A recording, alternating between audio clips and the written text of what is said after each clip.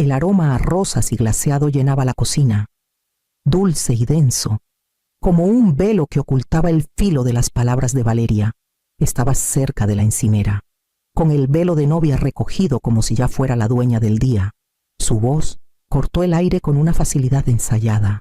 El mejor regalo para nuestra boda sería que desaparecieras de nuestra familia, lo dijo con ligereza, como si estuviera sugiriendo cambiar las flores o el sabor del pastel, pero sus ojos no tenían ni una pizca de humor.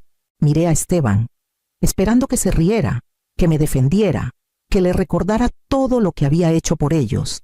En cambio, bajó la mirada, asintió levemente y destapó una botella de agua, como si la conversación lo aburriera. Un dolor hueco se expandió en mi pecho.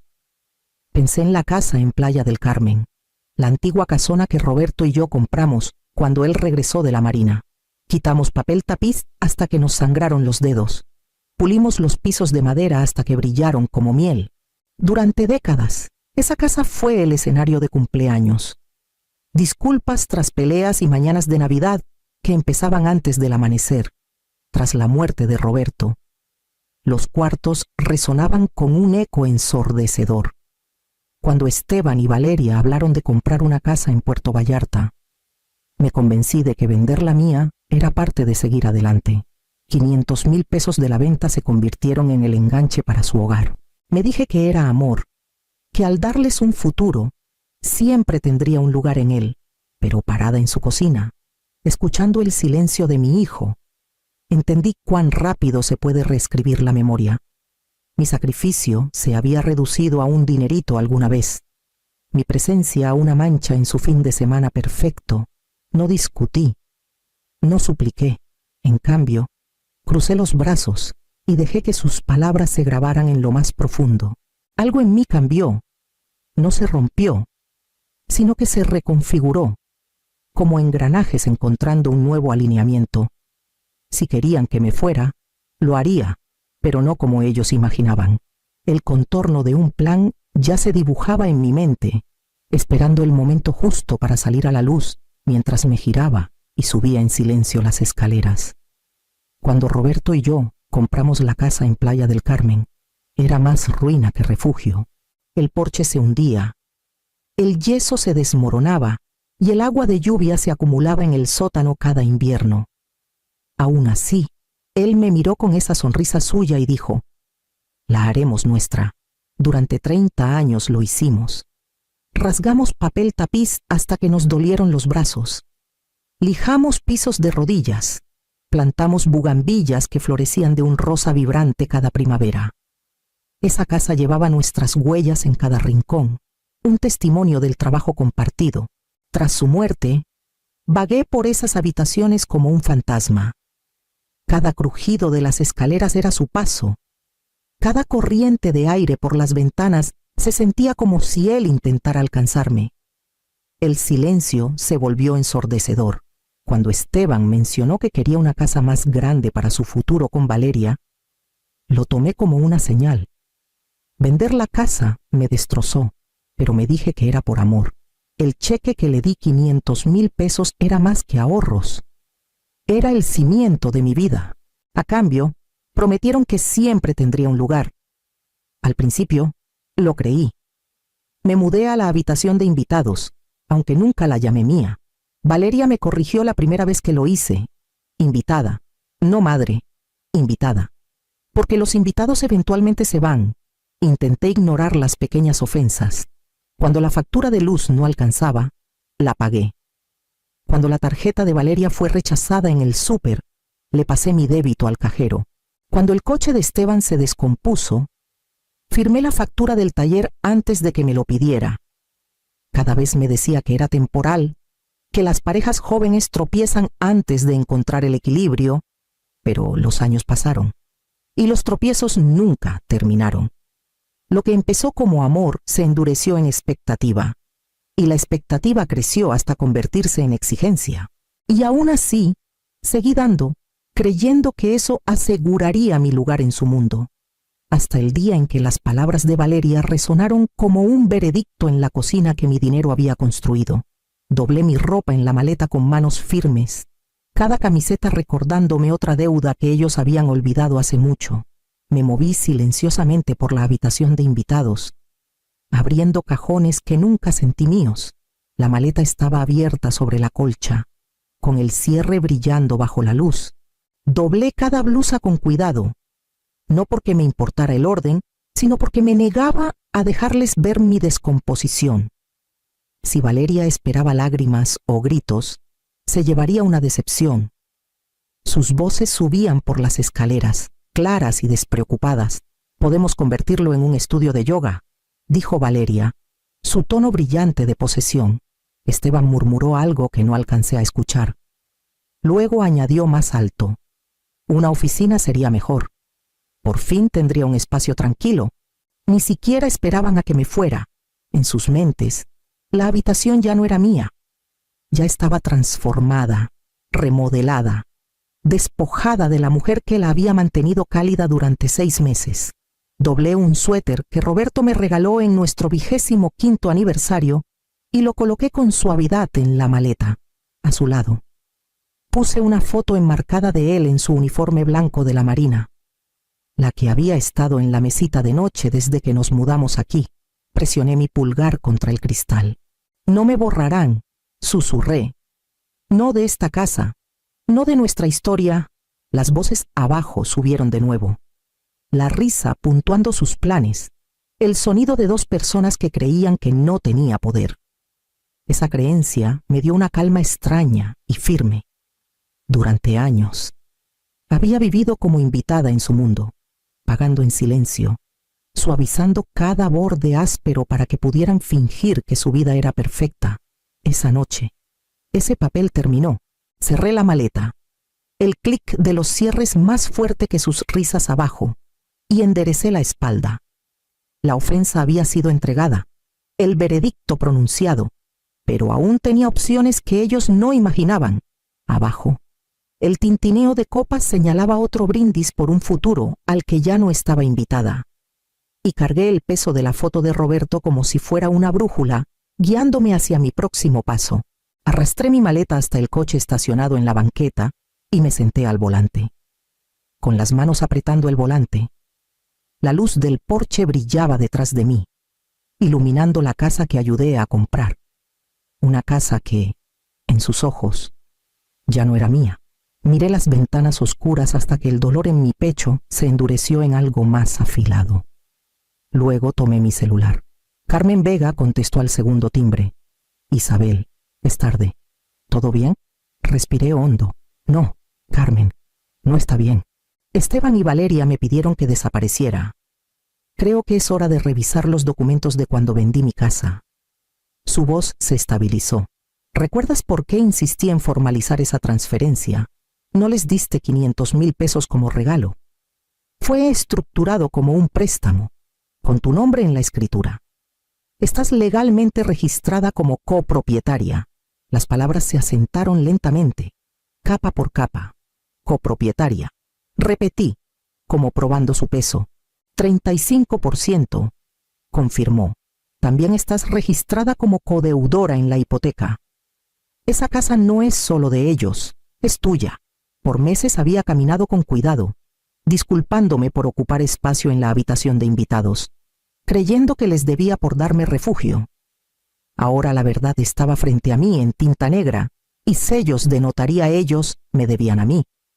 «Si quisiera vender mi parte», pregunté, mi voz calma, casi desapegada. «Tendrías todo el derecho de forzar una venta», dijo Carmen. «Ellos tendrían la primera opción de compra, pero si no pueden pagarte, la propiedad se pone en el mercado. La ley es clara». Miré una vez más la luz que salía de la ventana de la cocina, donde aún flotaban las risas a través de las paredes. Pensaban que ya me había ido, pero no tenían idea de cuán profundo estaba grabado mi nombre en los cimientos de su hogar. Agradecí a Carmen, terminé la llamada y dejé el celular en mi regazo. Por primera vez en años, me sentí firme. Mañana descubrirían cuán presente estaba en realidad. La luz de la mañana bañaba Puerto Vallarta mientras estaba sentada con un café en el vestíbulo del Hotel Fiesta Americana, con la carpeta del contrato abierta frente a mí. Mi firma me miraba desde las páginas, la del Club de Golf y Yate Riviera. 75,000 pesos comprometidos para una noche de fuentes de champán y esculturas de hielo en forma de cisnes. Todo ligado a mi tarjeta de crédito. Mi nombre, mi responsabilidad. Marqué el número que aparecía en la parte superior. Una voz alegre contestó: Oficina de Eventos de Riviera. Habla Daniela. Soy Isabel Mendoza. Necesito cancelar la recepción de mañana. Una pausa. Papeles se movieron. Señora Mendoza, es una boda de más de 200 invitados. La comida está lista, el personal programado. ¿Está segura? Sí. Entiendo las penalidades, por favor. Procesen la cancelación de inmediato. Otra pausa. Luego un suspiro de resignación. Como firmante, es su derecho. Le enviaremos la factura final. Envíenmela directamente a mí. Terminé la llamada y me recosté. Así, sin más, el castillo que Valeria había construido con mi dinero se derrumbó. Casi podía escuchar su grito cuando el personal le informara. Por una vez, el peso no estaba sobre mis hombros. Subí a mi habitación y pedí servicio al cuarto salmón, espárragos y un vaso de té helado. Cuando llegó la bandeja, la llevé a la ventana y vi el tráfico deslizarse por la avenida costera. El tenedor se sentía más ligero de lo que debería. Cada bocado estaba sazonado con una satisfacción que no había probado en años. Por demasiado tiempo. Había cambiado dignidad por inclusión, pagando cuentas para aferrarme a migajas de pertenencia. Ahora, con una sola llamada, había trazado un límite. Mañana, su recepción perfecta se desvanecería como humo, y yo ya no fingiría ser la invitada agradecida en una casa que llevaba mi nombre. Cerré la carpeta, la guardé en mi maleta y me permití saborear el silencio. El primer paso estaba dado. El resto vendría pronto, y estaba lista para enfrentarlo de frente. La habitación del hotel estaba a oscuras, con solo una franja de luz del farol de la calle filtrándose por la ventana. Apenas me había acomodado bajo las sábanas cuando mi celular vibró sobre la mesita de noche. El reloj marcaba las 11:47. Contesté sin saludar. La voz de Valeria irrumpió en un grito. ¿Qué hiciste? Llamaron del Riviera. Dijeron que cancelaste la recepción. 200 invitados. Isabel. 200. Aparté el teléfono de mi oído. Su indignación llenó la pequeña habitación como humo. La voz de Esteban reemplazó la suya, áspera de pánico. Mamá, por favor, solo llámalos de vuelta. Diles que fue un error. Podemos arreglarlo. Miré al techo. Calma de una manera que no esperaba. No fue un error. El contrato estaba a mi nombre, pagado con mi dinero. Y como ambos dejaron claro que no era bienvenida, decidí no pagar por su fiesta. El chillido de Valeria regresó, más fuerte. No puedes hacer esto. Todos están viajando. Hay comida, flores, una banda. ¿Qué van a pensar de nosotros? Lo que piensen no es mi problema. Dije. Me pediste que desapareciera. Lo hice junto con los 75,000 pesos que nunca agradeciste que gastara. La línea se quedó en silencio por un momento. Luego Esteban susurró. ¿De verdad estás haciendo esto? Sí, dije. Y ya que estamos siendo honestos, la recepción no fue el único gasto. En los últimos 3 años, he cubierto faltantes que fingían no notar. Súper, facturas de luz, reparaciones, 200,000 pesos. Esteban, ¿alguna vez te preguntaste cómo seguían encendidas las luces cuando sus cuentas estaban vacías? Nadie habló. El silencio se estiró, pesado y sofocante. Finalmente, Valeria balbuceó. Esos fueron regalos. Eso hacen los padres. No, corregí suavemente. Eso es lo que yo hice. Y termina esta noche. Dejé que el silencio se asentara antes de colgar. El teléfono vibró de nuevo en segundos, pero lo puse boca abajo sobre la mesita. Sus voces habían perdido su poder sobre mí. El sueño llegó lentamente, pero cuando lo hizo, trajo una calma extraña. como si el verdadero ajuste de cuentas apenas comenzara. El golpe llegó justo después del amanecer, fuerte e insistente. Abrí la puerta y encontré a Esteban parado ahí, con la camisa de smoking arrugada, la corbata deshecha, el cabello pegado de una noche sin descanso. Sus ojos estaban enrojecidos y por primera vez en años parecía el pequeño que corría a mí tras una pesadilla. «Mamá, por favor», dijo, con la voz rota. «Valeria no ha dormido. Está histérica. Ya dejaste claro tu punto. Solo regresa. Hablemos». Me hice a un lado, pero no lo invité a pasar. ¿Hablar de qué? Me pediste que desapareciera. No puedes retractarte porque las consecuencias te incomodan. Se frotó la cara. Es nuestra boda, mamá. Una noche. ¿Por qué arruinarla? Mantuve la voz firme. No se trata de una noche. Son años de tomarse ingratitud. El respeto no viene del dinero. Esteban, pero me han tratado como si mi único valor estuviera en lo que podía pagar. No soy su sirvienta, ni su banco. Se dejó caer en la silla junto al escritorio, con los hombros hundidos. Podemos arreglarlo. Solo danos tiempo. Lo miré, viendo no solo cansancio, sino pánico. No hay arreglo con más promesas vacías. Voy a vender mi parte de la casa. Su cabeza se alzó de golpe. ¿Qué no puedes? Sí puedo. Soy dueña del 35%. Carmen lo confirmó. Si pueden comprarme. Bien. Si no, la casa se pone en venta. El color se le fue del rostro. No podemos pagarlo. Perderemos todo. Debiste pensarlo antes de asentir cuando Valeria me pidió que desapareciera. Las acciones tienen consecuencias. Me miró, abriendo y cerrando la boca, pero no salieron palabras. Finalmente, se levantó, derrotado, y se fue sin otra súplica. La puerta se cerró tras él, dejándome sola en el silencio que había elegido. Sabía que el próximo movimiento debía ser formal, y la ley pronto hablaría más alto que cualquier disculpa que pudiera intentar. La oficina de Carmen estaba en el segundo piso, de un edificio de ladrillo cerca del malecón de Puerto Vallarta. Con estanterías de madera oscura y un leve aroma a café, me senté en la mesa larga de conferencias, con los documentos ordenados frente a mí, esperando a Esteban y Valeria. Mis manos estaban firmes, mi mente clara. Llegaron tarde, con el rostro de Valeria manchado de lágrimas, Esteban visiblemente agotado. Carmen se levantó, los saludó con su calma habitual y señaló las sillas frente a mí. «Vayamos al grano», comenzó Carmen.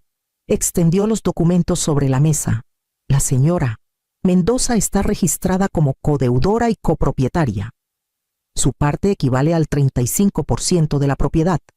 Con el valor actual del mercado, esos son aproximadamente 600,000 pesos. Valeria jadeó como si la hubieran abofeteado. «Eso es imposible. Es nuestra casa». Los ojos de Carmen se mantuvieron firmes. «Legalmente, también es de ella». Esteban se inclinó hacia adelante, con la voz ronca. «Mamá, no tienes que hacer esto. Solo danos tiempo. Lo haremos bien». Lo miré a los ojos. «Tuviste tiempo, años de él. Esto no es castigo, es equilibrio». Carmen deslizó 2 documentos por la mesa. Opción 1. Compran la parte de su madre al valor de mercado. Opción 2. La casa se pone en venta y las ganancias se dividen según la propiedad. Las manos de Valeria temblaron mientras empujaba los papeles de vuelta. «No podemos mudarnos. Mi familia está volando para la boda. Esto nos arruinará». Desde una esquina, otra voz habló. Patricia Salazar había llegado en silencio, con su postura elegante como siempre. «Valeria, tu madre no es tu salvadora esta vez». Me miró entonces, con una expresión inesperadamente cálida. «La señora Mendoza tiene razón al mantenerse firme». La boca de Valeria se abrió. «Mamá, no puedes decir eso. Podrías ayudarnos». El tono de Patricia fue firme pero calmado. «He ayudado suficiente. Si quieren conservar esa casa, tendrán que ganársela». Los hombros de Esteban se hundieron, como si el peso de cada factura impaga acabara de caer sobre él. Carmen cerró la carpeta con decisión. Tienen 30 días para decidir. Después de eso, procederemos a forzar la venta. Recogí mis cosas y me levanté. El sonido de la silla, al deslizarse, resonó en la sala silenciosa. Por primera vez, vi en sus rostros la comprensión de que su mundo ya no estaba acolchado. 2 semanas después, nos reunimos de nuevo en la oficina de Carmen. Esta vez, Esteban y Valeria trajeron carpetas llenas de estados de cuenta y recibos. Los esparcieron sobre la mesa, como si el volumen pudiera suavizar la verdad. Su presupuesto contó la historia mejor que ellos. 4,000 pesos al mes en restaurantes, 3,000 en ropa, casi todo de Valeria, membresías de gimnasio, servicios de streaming, depósitos de vacaciones aún en tarjetas de crédito. Ganaban 80,000 al mes y gastaban casi 120,000. Mantuve la voz calmada. Están viviendo un estilo de vida que requiere que alguien más cubra los huecos. Ese alguien he sido yo. Eso se acaba ahora. Esteban bajó la cabeza. Valeria cruzó los brazos, con las mejillas encendidas. Ya hemos recortado gastos. Esto es temporal. No, dije. Temporal fue hace 3 años. Aquí está mi oferta. En lugar de exigir 600,000 pesos, les dejaré comprar mi parte por 400,000, pero viene con condiciones. Sus ojos se alzaron con cautela. Primero, Valeria consigue un trabajo en 60 días y lo mantiene por 2 años. Segundo, venden uno de sus coches y el dinero va a la deuda. Tercero, nada de nuevas tarjetas de crédito ni préstamos. Cuarto, revisiones financieras mensuales con Carmen. Si violan alguna de estas, se debe el monto total. Valeria sacudió la cabeza con fuerza. Eso es humillante. Como estar en una prisión financiera. Me incliné hacia adelante. Es responsabilidad. Algo que ambos han evadido. Esteban se frotó las sienes. Si esto nos mantiene en la casa, lo haremos. Me miró entonces, con ojos cansados pero sinceros. Aceptamos. Valeria tragó saliva, pero asintió con tensión, su silencio más elocuente que cualquier protesta. Carmen redactó los documentos, su pluma rasgando la página. Mientras firmaban, supe que no solo estaban comprando mi parte, estaban comprando la primera oportunidad real de responsabilidad que habían tenido. Aunque aún estaba por verse si podrían cumplirla.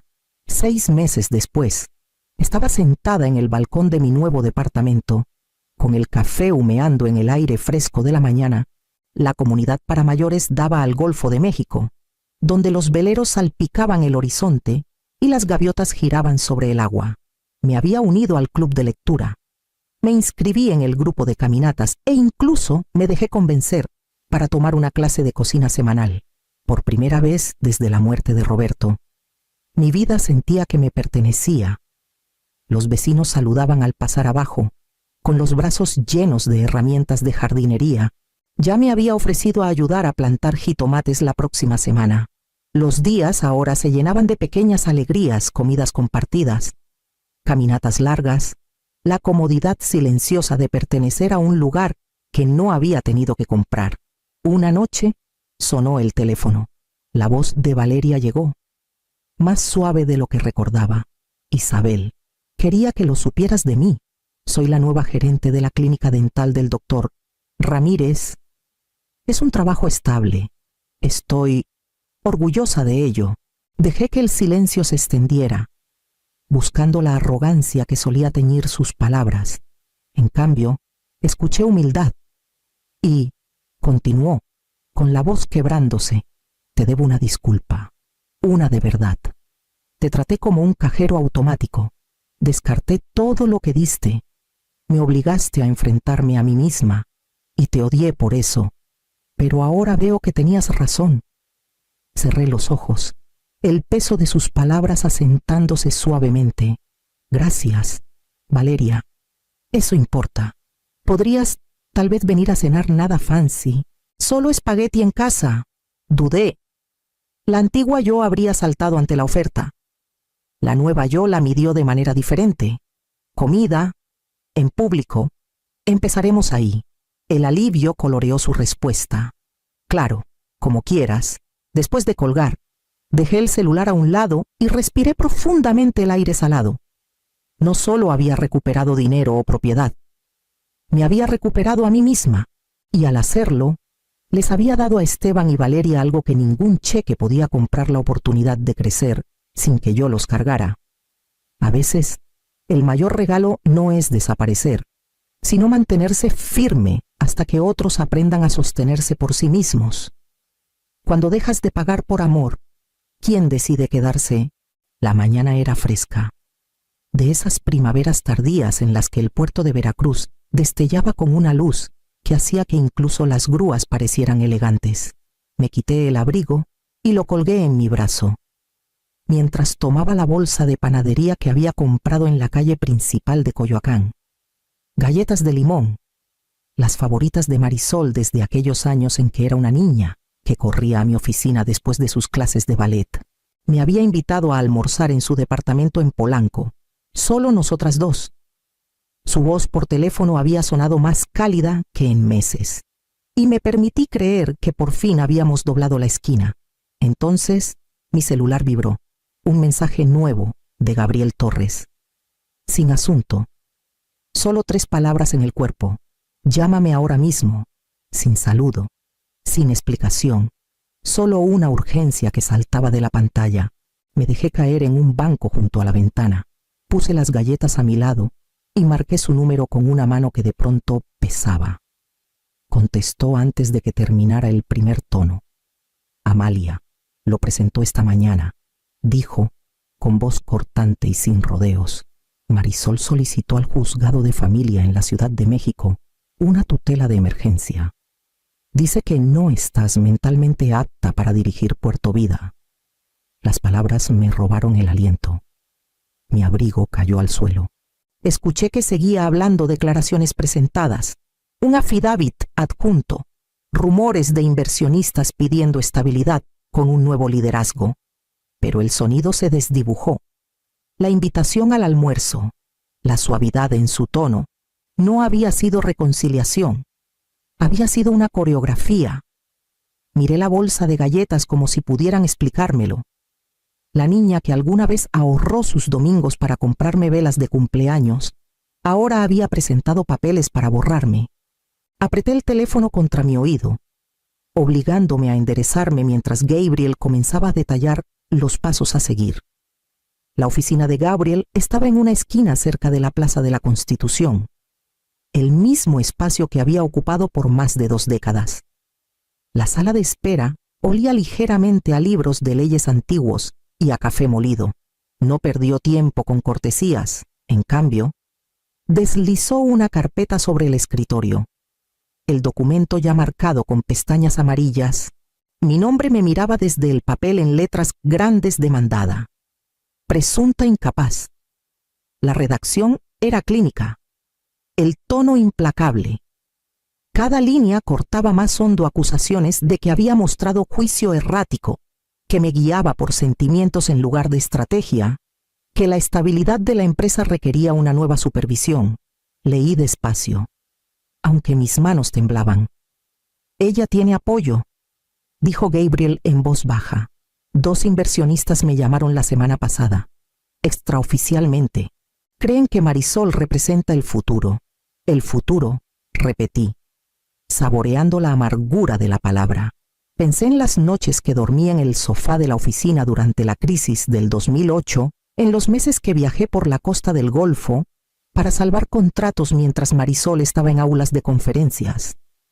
Nada de eso aparecía en ese montón de papeles. Gabriel se inclinó hacia adelante, los codos en el escritorio. Si dejas que esto quede en las sombras, ella controlará la narrativa antes de que puedas reaccionar. Las peticiones de tutela suelen prosperar porque el demandado se queda callado, avergonzado. No hagas eso. Impúgnalo y hazlo a plena luz.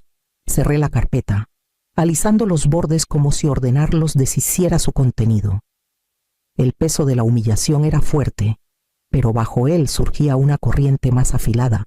Marisol pensó que podía avergonzarme para que retrocediera, pero olvidó lo que yo había construido y lo que había protegido. Entonces no nos escondemos, dije. Mi voz se estabilizó al encontrar sus ojos. Si quiere llamarme incapaz, que lo diga frente a todos. Gabriela asintió una vez, ya tomando su libreta.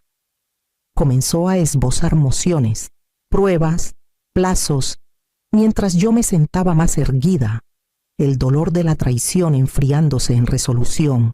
Para cuando salí de su oficina, las galletas en mi bolsa estaban rancias, pero mi camino se había endurecido en algo claro.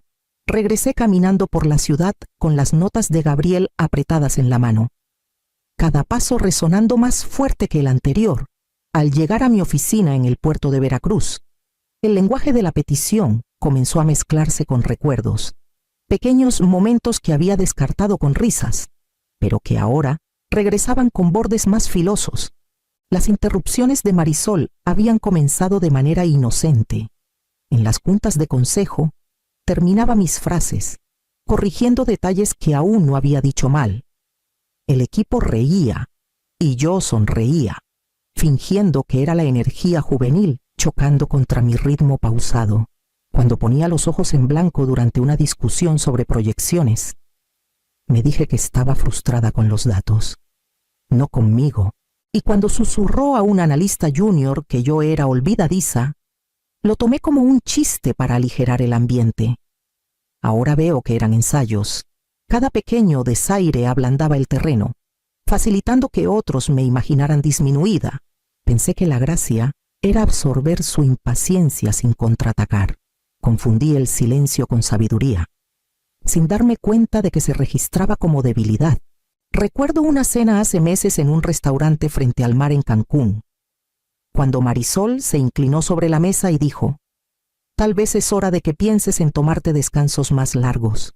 Mamá, la gente empieza a hacer preguntas cuando los líderes no saben cuándo hacerse a un lado». Lo dijo con una sonrisa, como si fuera amabilidad. Me reí. Alcé mi copa y le dije que no me iba a ninguna parte. Ahora sé que estaba probando las palabras, viendo cómo caían.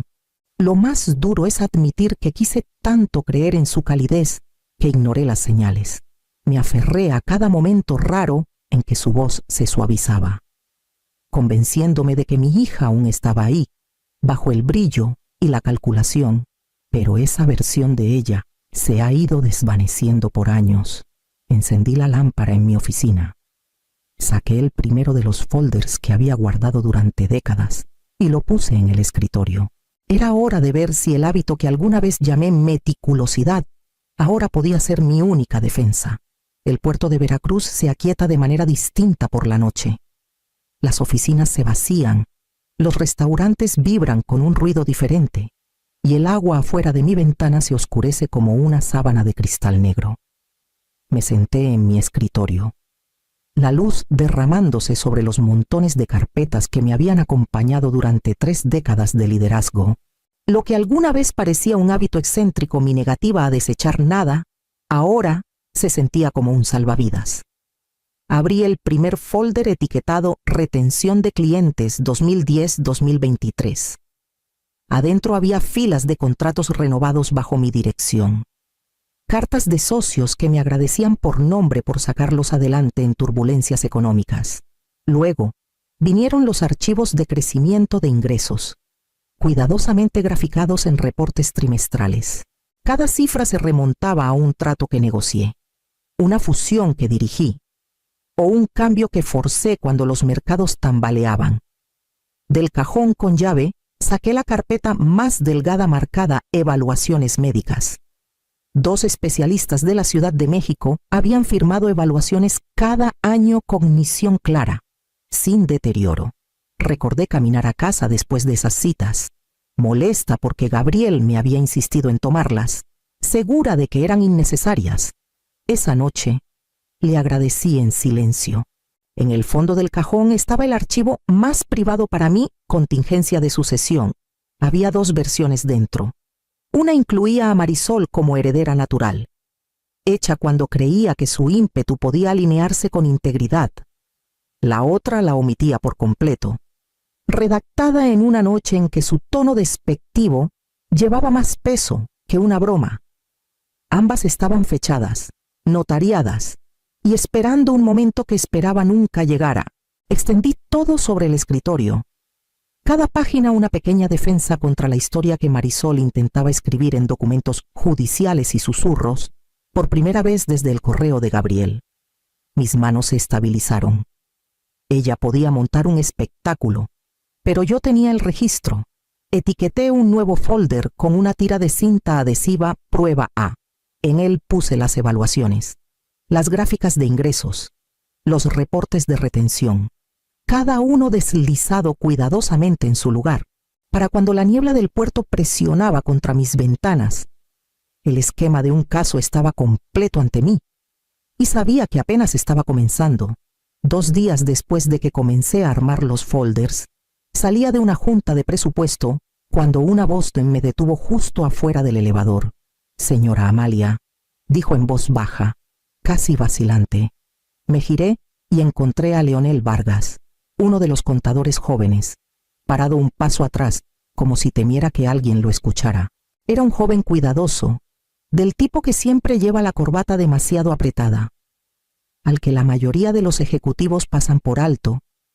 Sus ojos se movieron hacia la escalera, luego hacia mí. «Creo que debería ver esto», susurró, deslizando una hoja doblada en mi mano. No esperó respuesta.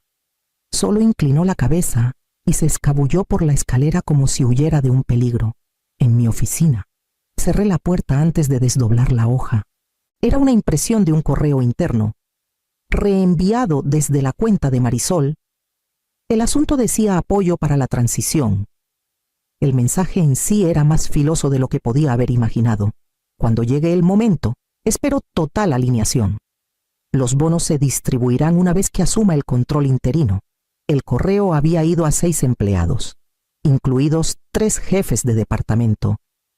Su confianza era escalofriante cuando, no sí, ya hablaba como si mi destitución estuviera asegurada, prometiendo recompensas a quienes le juraran lealtad. Miré las palabras hasta que se desdibujaron, la ira y la claridad apretándose por igual. Durante meses me había dicho que los ojos en blanco, las interrupciones, los tonos despectivos eran solo choques generacionales. Pero aquí, en blanco y negro, estaba la verdad. Había convertido susurros en estrategia y la lealtad en moneda. Puse la hoja en una carpeta nueva y la etiqueté Prueba B. Una sola prueba no podía desmantelar su caso, pero junto con mis evaluaciones médicas, reportes de retención y gráficas de ingresos, comenzaba a formar un patrón demasiado claro para ignorar. Ella quería sacarme en silencio, con aire de dignidad para sí misma. Y aquí estaba sobornando su camino al control. Escaneé la página, guardé una copia en mi unidad privada y puse el original en el cajón con llave junto a mis archivos de contingencia. Al cerrarse el cerrojo, el sonido fue extrañamente reconfortante. Marisol creía que estaba construyendo una inevitabilidad, pero cada movimiento suyo dejaba un rastro. Y los rastros. Aprendí en años liderando Puerto Vida. Siempre llevan de vuelta a quien los deja. La oficina de Gabriel se sentía más fría la segunda vez que entré esa semana. Ya había esparcido un montón de registros financieros sobre la mesa de conferencias, cada uno marcado con pestañas rojas. Me senté a su lado, el aire cargado con el olor a tinta y papel, y comencé a seguir el rastro. La primera irregularidad era casi risible por su audacia: 12,000 pesos, pagados a una firma de asesoría recién formada en Querétaro, cuyo único oficial registrado era un compañero de Marisol de la maestría, sin reportes, sin entregables, sin evidencia de servicios prestados, solo dinero transferido y registrado discretamente como planeación estratégica. La segunda era menos obvia, pero más preocupante. 8,500 pesos pagados a un consultor de marketing que, según redes sociales, estaba mochileando por España durante el mes en que supuestamente entregó un análisis de campaña, sin factura, sin notas de reuniones, Nada más que la autorización digital de Marisol, y luego vino la línea que me hizo un nudo en el estómago. 4 transferencias separadas, cada una lo bastante pequeña para no levantar sospechas inmediatas, sumando poco más de 22,000 pesos. Estaban etiquetadas como consultoría general, pero el número de cuenta coincidía con el despacho que ahora representaba a Marisol en su petición contra mí. Había financiado su ataque legal con dinero de la empresa, disfrazando los retiros como gastos legítimos. Gabriel no alzó la voz. No lo necesitaba. Deslizó la última página hacia mí. Su expresión afilada. Esto ya no es una cuestión de sucesión, dijo. Esto es fraude. Apreté las manos contra la mesa, estabilizándome. La ira amenazaba con dominarme, pero algo más frío tomó su lugar. Esto no era solo traición, era robo, calculado y deliberado. Miré a Gabriel. No enterramos esto en mociones, dije.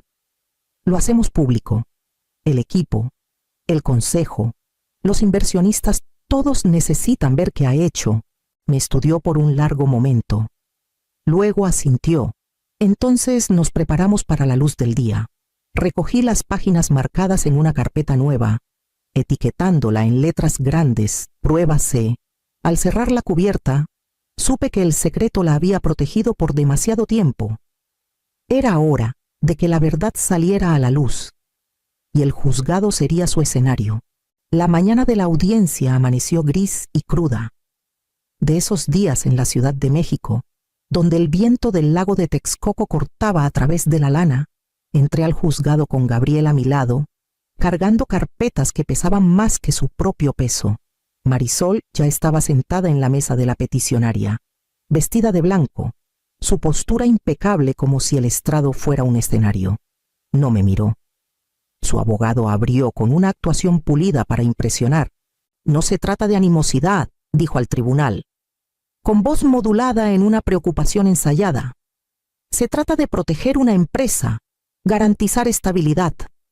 Mi cliente ha observado un preocupante declive en la capacidad de liderazgo de su madre. Decisiones guiadas por el sentimiento, inconsistencias, olvidos. Hizo una pausa, como si le doliera herir, y luego dejó que las palabras se asentaran. Me quedé inmóvil, con las manos cruzadas. Gabriel se levantó sin teatralidad, solo con una voz firme y una serie de carpetas colocadas una por una ante el juez. Presentamos en evidencia, dijo, evaluaciones médicas de 2 especialistas independientes en los últimos 18 meses. Ambas confirman una salud cognitiva clara. La primera carpeta se abrió. Las páginas giraron. Luego, reportes financieros y operativos de los últimos 3 años, comparados con promedios de la industria. El crecimiento, la retención y la expansión de Puerto Vida han superado a la competencia bajo el liderazgo de la señora Amalia. Otra carpeta se abrió. Gráficas deslizándose al registro. Gabriel no miró a Marisol cuando presentó el correo prometiendo bonos por alineación durante una transición. Simplemente dejó que el lenguaje hablara por sí mismo. Luego vino la carpeta final, la prueba de que los fondos de la empresa habían sido desviados para pagar su petición legal. Transferencias, partidas, firmas, todo expuesto. El silencio que siguió fue pesado, solo interrumpido por el lento pasar de las páginas del juez. Finalmente cerró la carpeta. Su expresión indescifrable. La petición de tutela queda desechada, dijo, con voz firme. Y a la luz de las pruebas presentadas, este tribunal encuentra bases suficientes para iniciar una investigación formal sobre la conducta financiera de la peticionaria. La sonrisa de Marisol titubeó por primera vez. No me moví. Solo sentí el aire cambiar a nuestro alrededor, como si el suelo en el que ella confiaba se hubiera agrietado bajo sus pies, y supe que el ajuste de cuentas apenas comenzaba. Al caer la tarde, estaba sentada en la larga mesa de caoba en la avenida Reforma, la misma mesa donde había luchado por contratos, soportado recesiones y firmado expansiones que mantuvieron a Puerto Vida viva. Esa noche el aire era diferente, tenso, frágil. cada mirada fija en mí como esperando confirmación de lo que el juzgado ya había revelado. La doctora Lorena Castillo, presidenta del consejo, abrió la reunión con una voz desprovista de ceremonia. Isaac Morales presentó los hallazgos que compilamos, su tono clínico, cada peso malgastado y gasto falsificado registrado en actas. Nadie discutió, nadie defendió a Marisol. Cuando se llamó a votación, la decisión fue unánime: sería removida de todas sus funciones de inmediato, y la documentación referida a una revisión legal externa. El martillo de la formalidad llegó en forma de firmas. Cada miembro del consejo, inclinándose para plasmar su tinta en la página que terminaba con su autoridad. Firmé de última. Mi pluma dejó una línea firme donde antes pudo haber temblado. La resolución pasó. La reunión se levantó y las sillas retrocedieron en solemne unisonancia. En el pasillo, Marisol esperaba. Su rostro estaba pálido, el brillo desgastado. Me tomó de la manga al pasar. Su voz baja pero afilada. No quería lastimarte. Estaba protegiendo la empresa. Los inversionistas estaban perdiendo la fe, no podías verlo. Por un momento vi no a la estratega pulida, sino a la niña que alguna vez me rogó que revisara su tarea de matemáticas 2 veces, aterrada de equivocarse. Sus ojos cargaban la misma desesperación, aunque ahora torcida por la ambición. Me llamaste incapaz, dije, con voz nivelada. Tomaste lo que no era tuyo. Su agarre se aflojó. Tragó duro, pero no hubo réplica. Pasé junto a ella hacia el elevador. El eco de mis tacones firme contra el mármol. El peso del siguiente paso ya formándose en mi mente. La semana después de la votación del consejo, fluyó como agua pesada. Llegaba temprano cada mañana, no para reclamar triunfo, sino para estabilizar el terreno. Las miradas del equipo me seguían con una mezcla de alivio e inquietud, como si no supieran si tratarme como sobreviviente o como recordatorio de lo que casi se perdió. Promoví a Leonel Vargas discretamente, nombrándolo a un equipo interino de controles internos. Aceptó con un asentimiento que pesaba más que palabras. Su integridad había abierto la brecha cuando nadie más se atrevió, y quería que el edificio viera que la lealtad a la verdad no sería castigada. Isaac ayudó a implementar nuevas salvaguardas, doble autorización en reembolsos ejecutivos, auditorías trimestrales entregadas directamente al consejo. El orden se restauró, línea por línea, pero cada noche, al regresar a mi casa en San Ángel, el silencio se volvía más pesado. Los papeles de la victoria estaban apilados en mi escritorio, las firmas limpias y finales, y aún así no podía sentir alivio. Tenía el control de vuelta, tenía la empresa intacta, y aún así, el costo de ello yacía en la ausencia hueca de mi hija. Una noche tomé una hoja de papel y comencé a escribir: Marisol. Debí decirte antes que el poder sin responsabilidad corroe. Debí presionar más cuando vi florecer la arrogancia. Pensé que el amor significaba dar espacio. Tal vez solo te dio lugar para creer que todo te lo debían. Escribí hasta que las palabras se desdibujaron. Luego doblé la página y la guardé en el cajón. No la envié. Algunas verdades, una vez dichas, no pueden devolverse. Y esta me pertenecía solo a mí. A la mañana siguiente, cargué mi maletín por las escaleras de mi casa, sabiendo que la próxima reunión del consejo marcaría el tono de lo que vendría después. La sala de juntas se llenó hasta el tope, cada asiento ocupado, el aire tenso con expectativa. Abrí la reunión sin alardes, hablando no del pasado sino del camino hacia adelante. Los nuevos protocolos de gobernanza fueron aprobados por unanimidad. Revisión independiente de la compensación ejecutiva, auditorías trimestrales entregadas directamente al consejo y un comité de ética permanente liderado por Isaac. Dejé claro que los lazos familiares no conferirían privilegio alguno. Luego presenté una propuesta que había cargado en silencio por años: un fondo de becas en logística y análisis de cadenas de suministro en una universidad de la Ciudad de México. reservado para estudiantes de primera generación. Puerto Vida lo financiaría con las mismas reservas que Marisol alguna vez intentó explotar. El gesto era más que filantropía. Era un recordatorio de que nuestra empresa existía para construir, no para desangrarse. La aprobación del consejo llegó rápida, algunos asintiendo con un alivio silencioso de que nuestra historia ahora pudiera incluir algo más limpio. El nombre de Marisol se mencionó solo una vez. Expliqué que la restitución sería posible si elegía transparencia y responsabilidad, pero ningún asiento, voto o privilegio se restauraría solo por lazos de sangre. El consejo aceptó los términos sin debate. Cuando la reunión terminó, cargué una sola carpeta conmigo, dejando el resto en los archivos. Caminé hacia el malecón del puerto. El aire salado fresco contra mi rostro, los ferries deslizándose junto a los muelles con la paciencia de las mareas. Las grúas se alzaban firmes contra el cielo del atardecer. Recordatorios de un trabajo que perdura más allá de cualquier ambición.